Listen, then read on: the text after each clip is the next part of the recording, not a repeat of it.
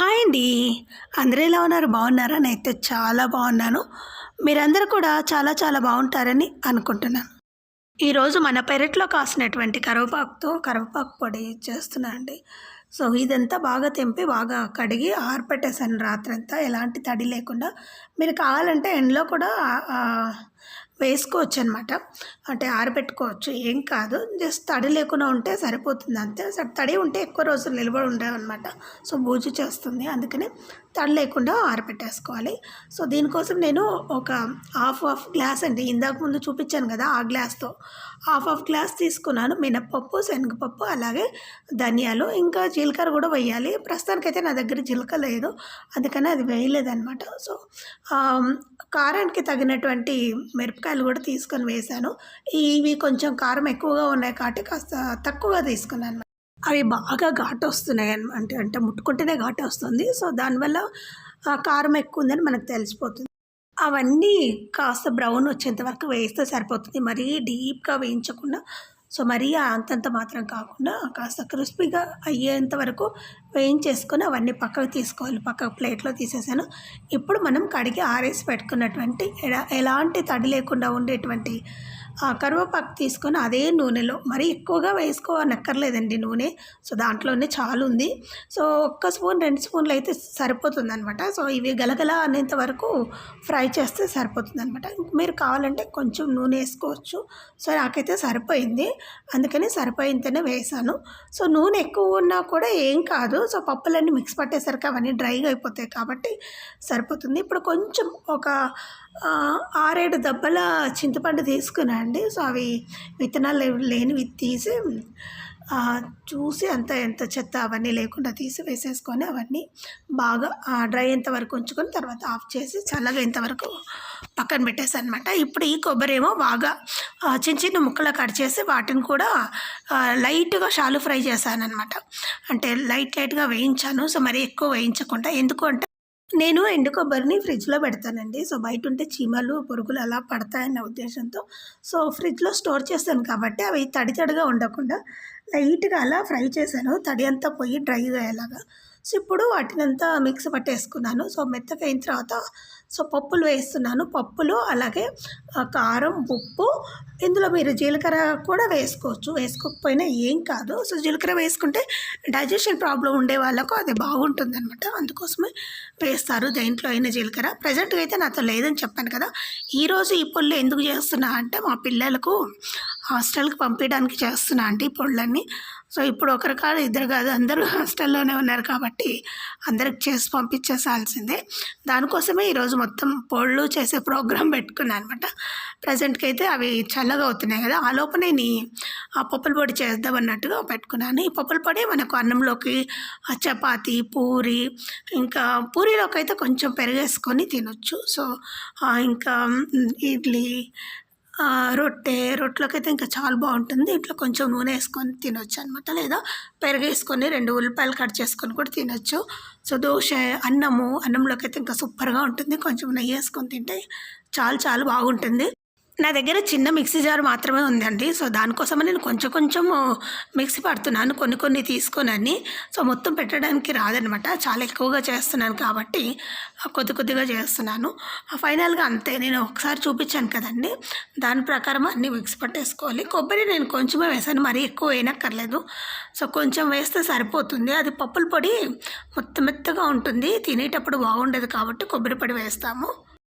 నేను వెల్లుల్లిపాయలనేమో సో, పొట్టుతో వేయకుండా సో, కొన్ని పప్పులు కలిపి వెల్లుల్లిపాయలు వేసి మిక్సీ పట్టానండి. అలా వేయడం వల్ల ఆ వెల్లుల్లిపాయలు మిక్సీ పట్టినప్పుడు ముద్ద అవుతుంది కదా! అలా కాకుండా పొడిగా ఉంటుంది. సో, అన్నిటితో కలిపినప్పుడు కలిసిపోతుందనమాట ఈక్వల్‌గా. సో, అక్కడక్కడ ముద్దగా ఉండకుండా తెలిసిపోతుంది మనం వెల్లుల్లిపాయలు వేసినట్టు. సో, వీళ్ళకి తెలియకుండా ఉండాలంటే సో, ఇలా చేస్తే అస్సలు స్మెల్ కూడా రాదండి. వెల్లుల్లిపాయలు వేసినట్టు కూడా మనకు తెలీదు. సో, అదంతా కలిపేసి పక్కన పెట్టాను. అది కూడా వేడిగా ఉంటుంది మిక్సీ జార్‌లో పట్టినందుకు. సో, చల్లగా కావాలి. సో, చల్లగా అయ్యేంత వరకు పక్కన పెట్టేసాను. ఇప్పుడు కరివేపాకు పొడి పట్టుకుంటున్నానండి. సో, ఫస్ట్ మిరపకాయలు కొన్ని వేసి అవన్నీ మిక్సీ పట్టిన తర్వాత లాస్ట్‌కు మినపప్పు, శనగపప్పు అలాగే ధనియాలు ఉన్నాయి కదా! అవి కూడా వేసి మిక్సీ పట్టేసుకుంటే అయిపోతుంది. చెప్పాను కదా! చిన్న మిక్సీ జార్ కాబట్టి సో, కొన్ని వేస్తూ పట్టుకోవాలి. నా పెద్ద మిక్సీ జార్ పాడయ్యి దాదాపు 2, 3 ఏళ్ళు అవుతుందనమాట. దాన్ని పక్కన పడేసాను. సో, వాడట్లేదు. ఇప్పుడు పప్పులను కూడా వేసుకొని తర్వాత అందులో కొంచెం ఉప్పు వేసుకొని మిక్స్ పట్టేసుకుంటే అయిపోతుంది. సో, డ్రైగా అయిపోతాయి. పెద్దగా మనం నూనె ఏసాం గానీ నూనెగా ఏమి ఉండదండి. సో, డ్రైగానే కనిపిస్తుంది. పప్పులు కదా ఎక్కువ నూనె ఏసి వేయించలేదు. మీరు నూనె వద్దు అనుకుంటే కూడా డ్రై రోస్ట్ చేసుకొని కూడా వేసుకోవచ్చనమాట. ఇలా నూనె వేసి వేయించాల్సిన అవసరం కూడా ఏమి ఉండదనమాట. సో, అలా కూడా చేస్తాను, ఇలా కూడా చేస్తాను. ఇలా చేస్తే కొంచెం అన్నంలో కలుపుకున్నప్పుడు ఎక్కువ టేస్టీగా అనిపిస్తుందనమాట. అలా ఏమో డ్రైగా ఉంటుంది. తర్వాత నూనె వేసుకొని కలుపుకొని తినొచ్చనమాట. అలా ఎందుకనేసి ఇలా కొంచెం నూనె వేసి వేయించి పెట్టాను. సో, ఇప్పుడు అవన్నీ పప్పులన్నీ పట్టేసాక అవి ఒక ప్లేట్‌లో తీసుకున్నాననమాట. సో, తర్వాత మళ్ళీ మనం వేసి పెట్టుకున్నటువంటి కరివేపాకు, చింతపండు అవి కూడా ఉన్నాయి కదా! అవి కూడా ఒక్కొక్కటిగా మిక్సీ పట్టేస్తున్నాను. సో, ఒకేసారి పట్టలేను కాబట్టి ఇలా చిన్నగా పడుతున్నాను. ఆకులు ఎక్కువగా అంటే మెత్తగా కాలేదనమాట. సో, మళ్ళీ నెక్స్ట్ టైమ్ అన్నీ కలిపి పట్టేద్దామన్న ఉద్దేశంతో మరీ మెత్తని పేస్ట్‌లా కాకుండా బరకగానే పడుతున్నాను. కరివేపాకు ఆకులను కూడా మిక్స్ పట్టేసుకొని సో, దాంట్లో కలిపేసుకుంటే అయిపోతుంది. చాలా సింపుల్ అండి కరివేపాకు పొడి చేయడం. అలాగే హెల్తీ కూడా. సో, ఎందులోకైనా సూపర్‌గా ఉంటుంది. సో, మనం ఇంతకుముందు చేసినటువంటి పప్పుల పొడి ఇది ఒకే రకమే అనమాట. సో, కాకపోతే వేసే ఇంగ్రీడియెంట్స్ వేరు. కాకపోతే తినేది మాత్రం ఎందులోకైనా తినొచ్చు. మా పిల్లలు మామిడికాయ పచ్చడి ఎక్కువగా ఇష్టపడరండి. తినేదైతే మేమే. సో, ఇలా పొళ్ళన్నా చేస్తే కనీసం తింటారన్న ఉద్దేశంతో అలా పెట్టి పంపిస్తున్నాను. మామూలుగా మా ఇంట్లో కొంచెం కారం ఎక్కువగా తింటారు. నేను తినడం వల్ల నా పిల్లలకు కూడా అది అలవాటైపోయిందనమాట. సో, దానివల్ల బయటికెళ్తే వాళ్ళకు చప్పగా అనిపిస్తాయి ఫుడ్డు. అందుకోసమే ఈ పొళ్ళు అవి తీసుకెళ్తారు. ఇప్పుడు కరివేపాకునంతా పట్టేసుకున్నామండి మిక్సీ. సో, ఇప్పుడు దీంట్లో కలిపేయాలి. ఇవన్నీ విడివిడిగా అయిపోయాయి కాబట్టి మరొక్కసారి అన్నిటిని కలిపేసి మిక్సీ పట్టేస్తే సరిపోతుంది. జస్ట్ ఒక్కసారి ఇలా తిప్పితే సరిపోతుందనమాట. మనం ఎంత కలిపినా ఇది ముద్దుగా ఉంటుంది కాబట్టి కొంచెం మిక్సీలో ఒక్కసారి ఇలా కలిపేస్తే అన్నీ ఈక్వల్‌గా కలిసిపోయి చూడ్డానికి కూడా బాగుంటుంది. ఇలా చూస్తే వేరుగా ఆకులుగా కనిపిస్తుంది కదా! అలా కనపడకుండా ఒక్కసారి మిక్సీ పట్టేస్తే అన్నీ ఈక్వల్‌గా కలిసిపోయి తినడానికి అలాగే చూడ్డానికి కూడా చాలా బాగుంటుంది. ఈ పొడి మిక్సీ పడుతుంటేనే కమ్మనైన వాసన వస్తుందండి. ఇంకా అన్నంలో కలుపుకొని తింటే సూపర్ ఉంటుంది. చాలా బాగుంటుంది. కాకపోతే కొంతమంది పిల్లలు కరివేపాకు అంటే తినరు కదా! సో, అలాంటి పిల్లలకు ఇలా కనపడకుండా ఒక్కసారి అంటే ఏదో ధనియాల పొడనో, పప్పుల పొడనో, అంటే నల్ల కారం పొడనో అని చెప్పి తినిపిస్తే బాగుంటుంది. కొంతమంది తినరు. సో, ఇలా చేయడం వల్ల కొన్ని బెనిఫిట్స్ కూడా ఉంటాయన్నమాట. కళ్ళు బాగా కనిపిస్తాయి. అలాగే హెయిర్ గ్రోత్ బాగా పెరుగుతుందండి కరివేపాకు తినడం వల్ల.